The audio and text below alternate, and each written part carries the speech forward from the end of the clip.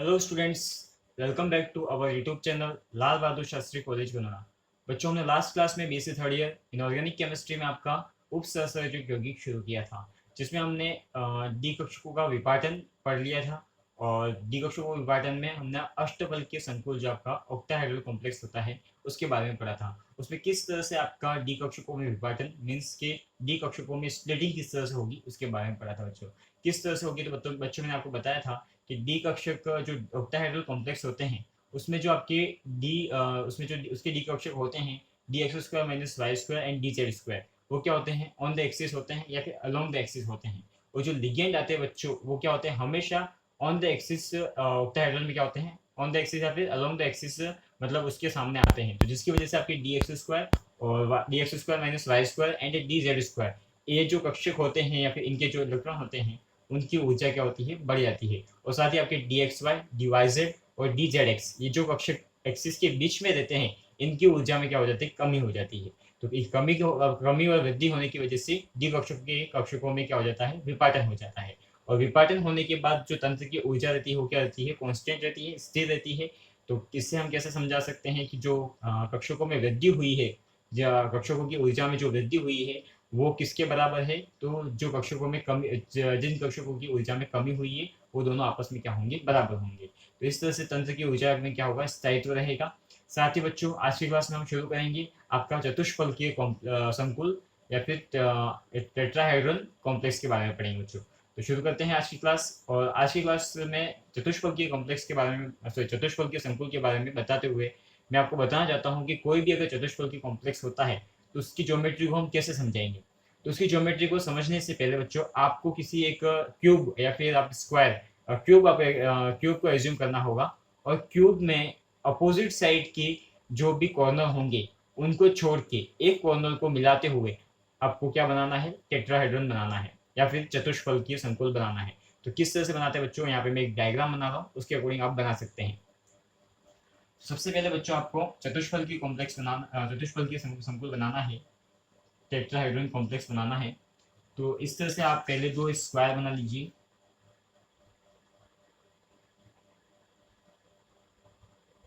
इस तरह के आप दो स्क्वायर बना लीजिए। ये आप सब ने बच्चों बचपन में सीखा होगा, सब हर कोई बच्चा बना सकता है। मेरे पास अभी दो कलर के मार्कर नहीं है तो मैं यहाँ पे थोड़ा सा दोनों ब्लैक कलर से बना रहा हूँ। इस तरह से आपको एक क्यूब बनाना है। अब क्यूब में यहाँ पे जो इसका अपन जिसको ओरिजिन कह सकते हैं, मूल बिंदु जिसे कहते हैं हम, मूल बिंदु में आपको क्या रखना है, सेंट्रल एटम मेटल लेना है। सेंट्रल मेटल एटम लेना है। अब इस सेंट्रल एटम मेटल को क्या करना है, इसमें जो अपोजिट साइड के जो आपके इसमें अपन कह सकते हैं कॉर्नर है उनको छोड़ देना है। जैसे मैंने एक कॉर्नर को इसको यहाँ से मिलाया, इसको इस तरह से मिला दिया यहाँ पे, और इसको यहाँ पे थोड़ा सा हाईलाइट कर दिया। तो इसका जो अपोजिट होगा वो कौन सा होगा बच्चों, ये वाला कॉर्नर। तो इसको क्या करना है, हमको छोड़ देना है। और जैसे ही इसका अपोजिट हमने छोड़ा, अब एक और कॉर्नर लेना बच्चों। अब हम लेंगे इसका ये वाला ले लेंगे, ये वाला ले लिया। तो इसका जो अपोजिट है वो कौन सा हो जाएगा, ये हो जाएगा। इसको हम क्या कर देंगे, छोड़ देंगे। तो इसको कैसे मिला सकते हैं बच्चों, हम इस तरह से मिला सकते हैं। अब हमने ये लिया है तो इसको छोड़ा है। आई होप बच्चों आपको समझ में आ रहा होगा। सो ये लिया है तो ये छोड़ा है। अब हम ये ले लेते हैं और इसको छोड़ देते हैं। तो किस तरह से इसको आप मिला सकते हैं, इस तरह से। थोड़ा सा मैं इसको डार्क कर रहा हूँ और यहाँ पे आपका क्या कर रहा हूँ, सर्कल कर रहा हूँ। और इसी तरह से हम बना सकते हैं बच्चों। एक तो ये ले लिया। अब बच्चों ये ले सकते हैं और इसको छोड़ सकते हैं। तो क्या करेंगे, इस तरह से आप मिला लीजिए। तो ये जो ज्योमेट्री बनेगी क्यूब के अंदर वो कौन सी हो जाएगी आपकी, तो टेट्राहेड्रन या फिर चतुष्फलकीय संकुल की ज्योमेट्री। तो यहाँ पे क्या लिख सकते हैं हम, चतुष्फलकीय चतुष्फलकीय संकुलों में डी कक्षकों का विपाटन भी दे सकते हैं या फिर चतुष्फलकीय संकुल आप टॉपिक डाल दीजिए।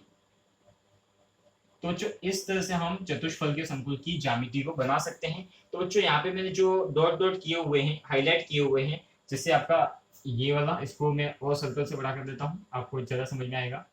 इस तरह से तो ये तो क्या है, लिगेंड है बच्चों। और ये जो ज्योमेट्री है वो कौन सी, आपकी टेट्राहेड्रन चतुष्फलकीय संकुल की ज्योमेट्री है। तो इसमें बच्चों यहाँ पे आप देखिए कि ये जो लिगेंड है ये क्या है, आपके लिगेंड है।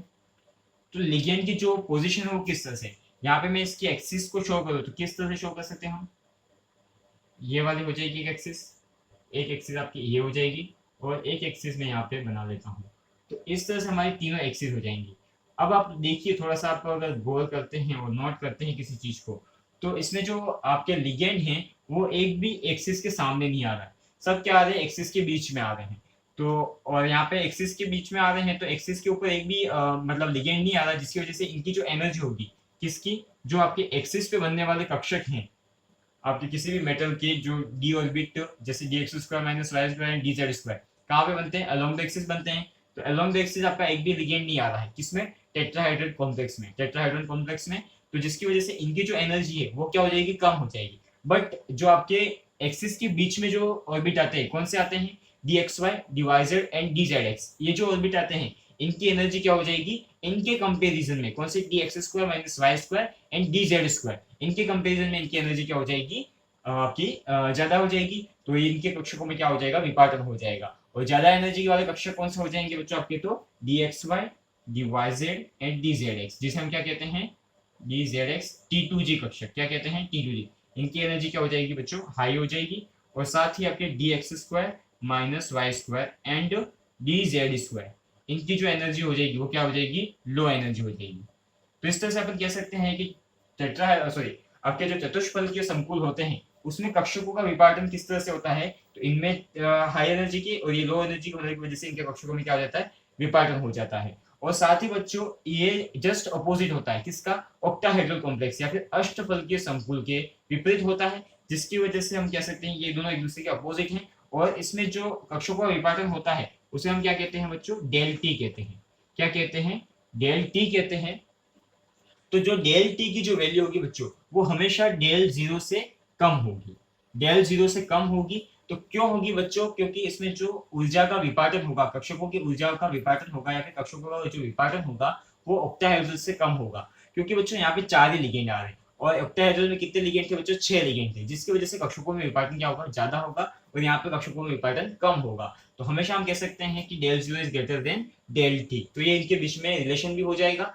और ये आपका स्ट्रक्चर हो गया, मैंने क्या किस तरह से विभाजन होगा वो भी समझा दिया। तो बच्चों इसकी जो थ्योरी है उसको हम लिखेंगे अब। तो लिखना शुरू करते हैं। एक बार इस डायग्राम को मैं फिर से बनाना चाहता हूँ, थोड़ा सा स्पेस देके, जिससे आप बोर्ड पे लिखते हुए समझ सकते हैं। और आप इस डायग्राम को फिर से मैं बना रहा हूँ तो समझ लीजिएगा किस तरह से इसको बनाएंगे, क्योंकि थोड़ा सा ये टफ डायग्राम हो सकता है मे बी।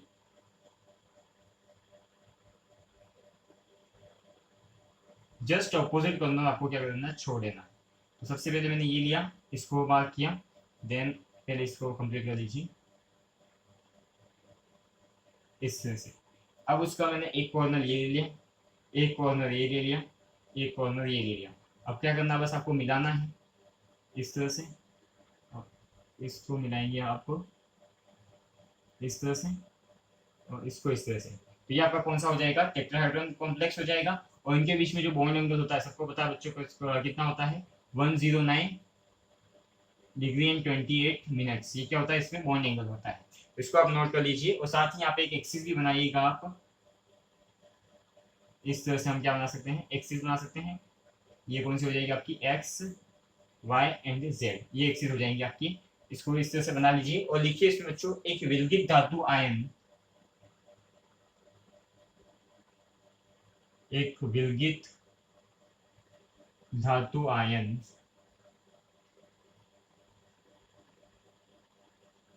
Mn प्लस, मतलब इस तरह से Mn प्लस n में पांचों डी कक्षक,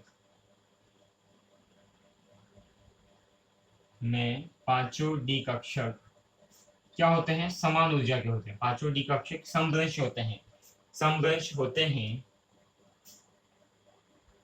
समभ्रंश होते हैं।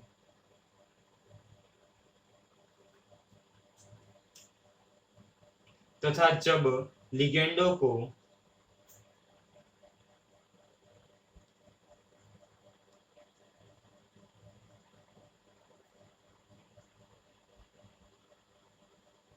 तथा जब लिगेंडों को इसके चारों ओर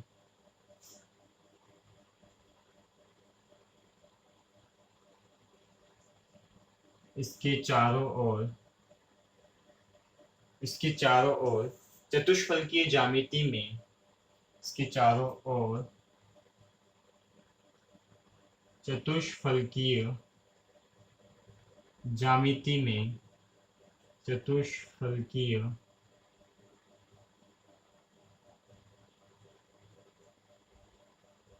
ज्यामिति में व्यवस्थित किया जाएगा।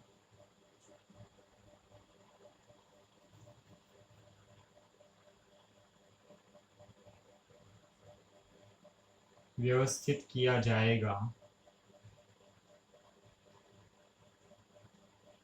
व्यवस्थित किया जाएगा। तो जैसा कि चित्र में, तो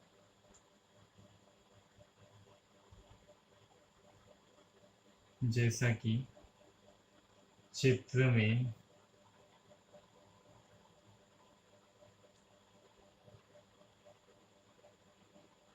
बच्चों ये सब चीजें मैंने आपको समझा दी हैं, बस ये एक रिमाइंड रहने के लिए मैं आपको लिखवा रहा हूँ, तो इसको आप ध्यान से समझते हुए लिखिएगा। व्यवस्थित किया जाएगा, तो जैसा कि चित्र से स्पष्ट है, चित्र से स्पष्ट है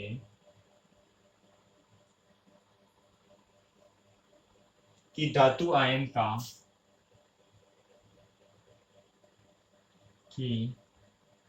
धातु आयन का कोई भी डी कक्षक, धातु आयन का कोई भी D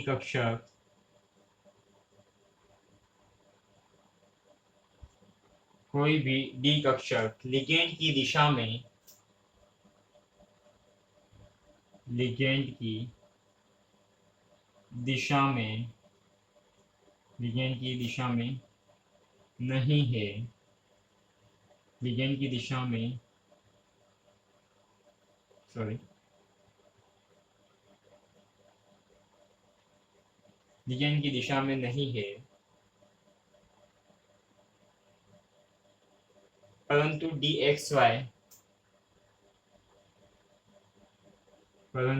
dxy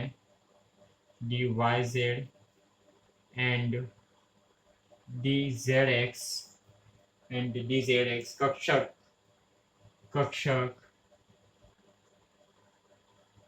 dx² minus y² तथा dz²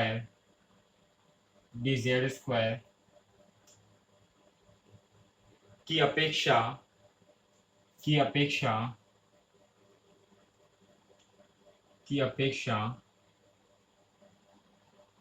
लिगेंड के अधिक समीप होंगी, लिगेंड के अधिक समीप होंगे। तो बच्चों देखिए मैंने यहाँ पे किस तरह से इसको एक्सप्लेन किया होगा। एक विलगित धातु आयन Mn+n, मतलब ये जो प्लस एन है वो है इसकी ऑक्सीडेशन स्टेट, और m क्या है आपका सेंट्रल मेटल एटम। कि पांचों डी कक्षक क्या होते हैं, समदर्श होते हैं। मतलब विलगित धातु आयन के क्या होगा आपका कि ग्राउंड स्टेट में जो, अगर इसकी ऑक्सीडेशन स्टेट पे अपन देखें तो इसके जो पांचों डी कक्षक होते हैं वो क्या होते हैं, सेम एनर्जी के होते हैं। जब इसके चारों लिगेंड आएगा, तो लिगेंड आने से क्या होगा कि इसकी जो टेट्राहेड्रन ज्योमेट्री या फिर चतुष्फलकीय की ज्यामिति बनेगी, तो बनने पे इसके जो डी मतलब कोई भी डी कक्षक लिगेंड के जस्ट अपोजिट नहीं आएगा, जस्ट सामने नहीं आएगा। जैसे यहाँ पे देखिए बच्चों, ये आपका क्या हो गया, लिगेंड, ये लिगेंड हो गया, और ये लिगेंड और ये लिगेंड। तो आपके जितने भी कक्षक हैं वो या तो क्या होंगे, एक्सिस के ऊपर होंगे या फिर एक्सिस के बीच में होंगे। तो एक कोई भी मतलब ऐसा कक्षक जो जस्ट लिगेंड के सामने नहीं आएगा, जिसकी वजह से क्या होगा कि ये जो आपके एक्सिस के ऊपर जो कक्षक हैं उनकी एनर्जी तो क्या हो जाएगी, कम हो जाएगी। बट जो एक्सिस के बीच में है, जैसे ये यहाँ पे आपका क्या हो जाएगा, dxy हो जाएगा, और यहाँ पे dyz, और यहाँ पे दूसरा कौन सा हो जाएगा आपका dzx हो जाएगा। तो इसके अकॉर्डिंग इनमें जो इनके कक्षक होंगे ये क्या होंगे, लिगेंड के ज्यादा पास में होंगे। किसके कंपैरिजन में, जो एक्सिस पे होंगे उसके कंपैरिजन में। यहाँ पे क्या लिखा मैंने, कोई भी डी कक्षक लिगेंड की दिशा में नहीं है, परंतु dxy dyz एंड dzx ये जो कक्षक होंगे वो क्या होंगे, किसकी अपेक्षा, dx² minus y² and dz², इसकी अपेक्षा लिगेंड के ज्यादा पास होंगे। जिसकी वजह से इनकी जो एनर्जी है इनकी जो एनर्जी है किसकी, आपकी d x y divisor and D Z x, इनकी एनर्जी क्या हो जाएगी, बढ़ जाएगी, और इनकी एनर्जी कम हो जाएगी, जिससे क्या हो जाएगा, आपका डी कक्षकों में विभाजन हो जाएगा। आई होप बच्चों आपको समझ में आ गया होगा। इसको नोट कर लीजिए, और कुछ थ्योरी बची हुई है उसको हम कंप्लीट करते हैं।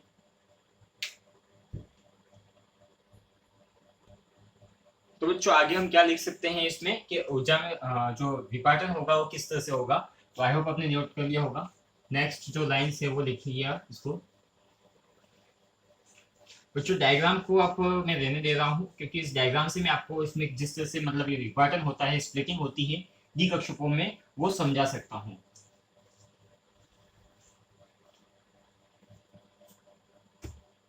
तो नेक्स्ट बच्चों अपने पास अतः, इससे लिख सकते हैं बच्चों अतः चतुष्फल के लिगेंड, चतुष्फल के क्रिस्टल क्षेत्र, अतः चतुष्फलकीय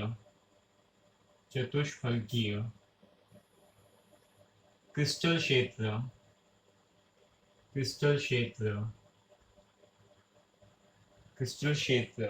में डी एक्स वाई, क्रिस्टल क्षेत्र में d x Y, D Y Z and D Z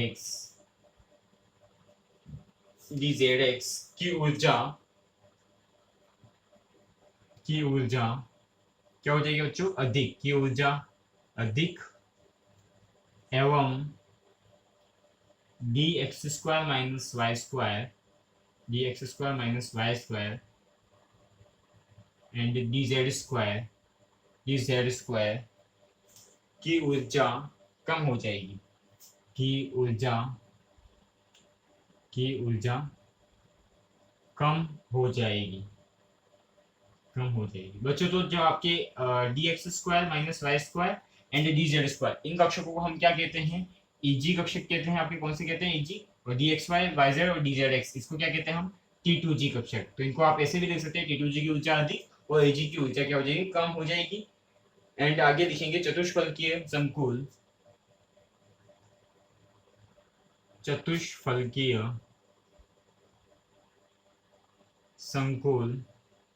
एक एग्जांपल जनरली हम ले रहे हैं, कॉमन एग्जांपल क्या हो जाएगा, डी एम एल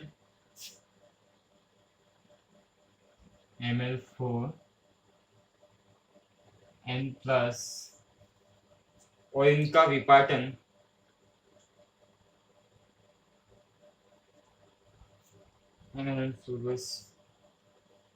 विपाटन ये आपने लिखेंगे तो भी चलेगा बच्चों। इसका विपाटन किस तरह से होगा वो लिखेंगे, तो इसको एक बार नोट कर लीजिए, साथ ही बच्चों इसके विपाटन को हम समझेंगे। आई होप बच्चों आपने नोट कर लिया होगा। पोस्ट करके आप इसको आराम से नोट कर सकते हैं बच्चों। जिस बच्चे ने नोट नहीं किया वो पोस्ट करके इसको नोट कर लीजिएगा। तो बच्चों इसमें विपाटन किस तरह से होता है वो हम उसका डायग्राम भी यहाँ पे देख लेंगे। तो सबसे पहले मैंने आपको बताया ये तो इनका जो स्ट्रक्चर है वो किस तरह से रहेगा, और साथ ही बच्चों इसमें विपाटन मैंने आपको पहले ऑक्टेड्रल में बताया था, उसी तरह से इसमें विपाटन देखेंगे इस तरह से आपका, और यहाँ से ये यूँ हो जाएगा, और ये इसमें डिवाइड हो जाएगा, और ये आपका ये डिवाइड हो जाएगा। इसको थोड़ा सा भी इससे छोटा बना देते हैं स्पेस के अकॉर्डिंग।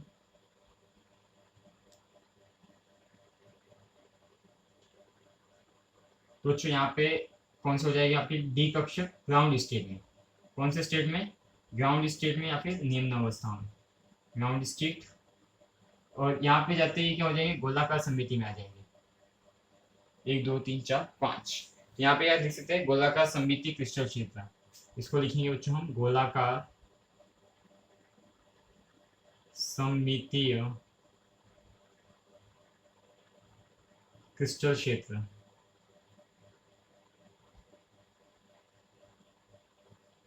सममितीय क्रिस्टल क्षेत्र।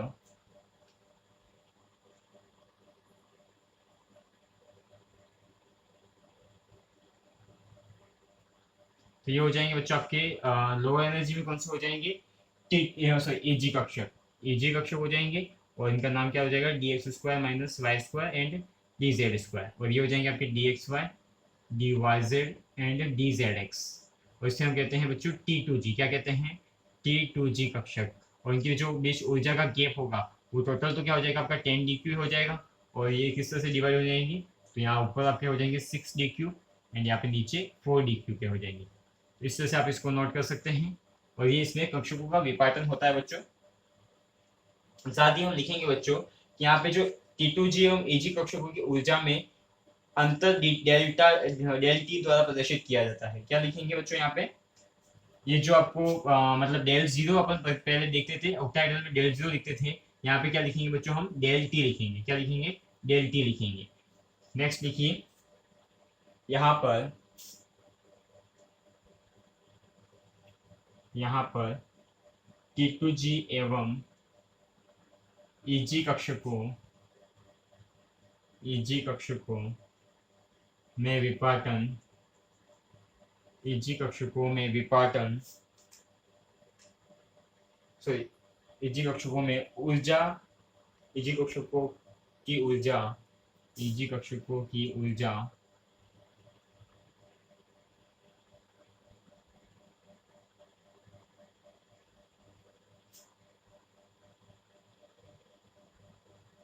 ऊर्जा में अंतर, ऊर्जा में अंतर डेल टी द्वारा प्रदर्शित किया गया है, डेल टी द्वारा प्रदर्शित किया गया है, प्रदर्शित किया गया है, जिसे चतुष्फलकीय क्रिस्टल क्षेत्र, जिसे चतुष्फलकीय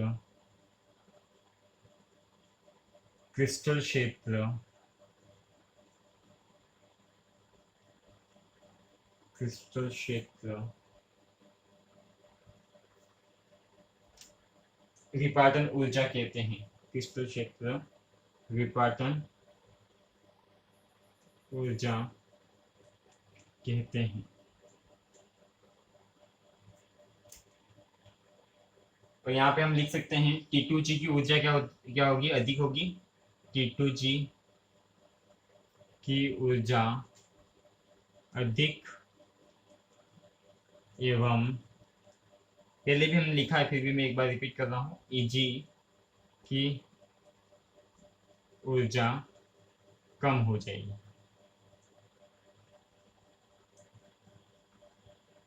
नोट कर लीजिए बच्चों, इसमें किस तरह से आपका विपाटन होता है।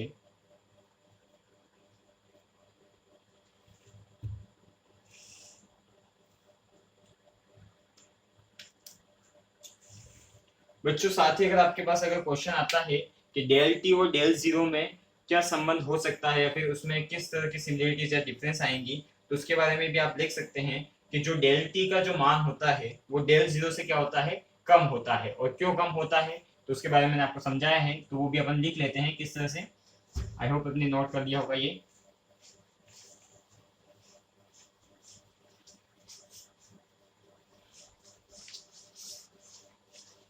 तो बच्चों नेक्स्ट लिखिएगा, नेक्स्ट हो जाएगा अपना चतुष्फलकीय संकुलों,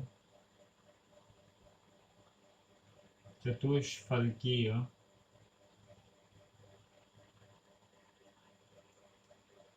चतुष्फलकीय संकुलों में धातु की,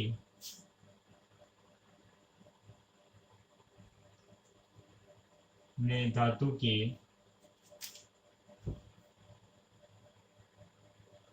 चतुष्फलकीय संकुलों में धातु के कक्षक, धातु के कक्षक सीधे, धातु के कक्षक सीधे ही लिगेंड की तरफ, सीधे ही लिगेंड की तरफ, लिगेंड की तरफ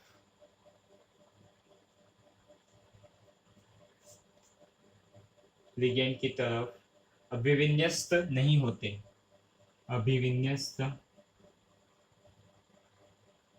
अभिविन्यस्त नहीं होते, नहीं होते तथा अष्टफलकीय संकुलों की, तथा अष्टफलकीय संकुलों की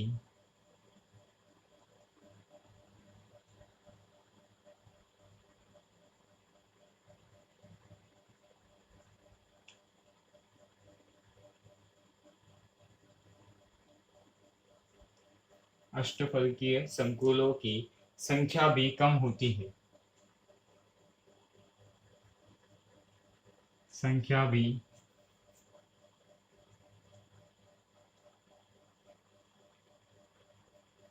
कम होती है, इसलिए डेल टी का मान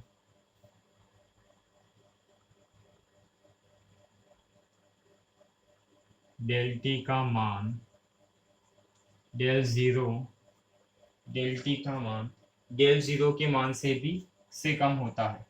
डेल टी का मान डेल ज़ीरो के मान से कम होता है, इसलिए डेल टी का मान डेल ज़ीरो के मान से कम होता है। बच्चों यहाँ पे क्या लिखा है समझिएगा। चतुष्फलकीय संकुलों में धातु के कक्षक सीधे ही लिगेंड की तरफ अभिविन्यस्त नहीं होते। जैसे मैंने आपको बताया यहाँ पे कि जो लिगेंड है बच्चों, देखिए कभी भी यहाँ पे जो इनके कक्षक हैं उनके सामने लिगेंड नहीं रहेंगे, जिससे क्या होगा कि इनके जो कक्षकों में विपाटन होना चाहिए जैसे अष्टफलकीयों में होता है उतना नहीं होता है, उससे क्या होता है कम होता है। साथ ही अपन देखें तथा अष्टफलकीय संकुलों की संख्या भी अष्टफलकीय संकुलों की संख्या अष्टफलकीय संकुलों की तुलना में, बच्चों यहाँ पे एक लाइन और जोड़नी है आपको, अष्टफलकीय संकुलों की तुलना में अष्टफलकीय संकुलों की तुलना में लिगेंडों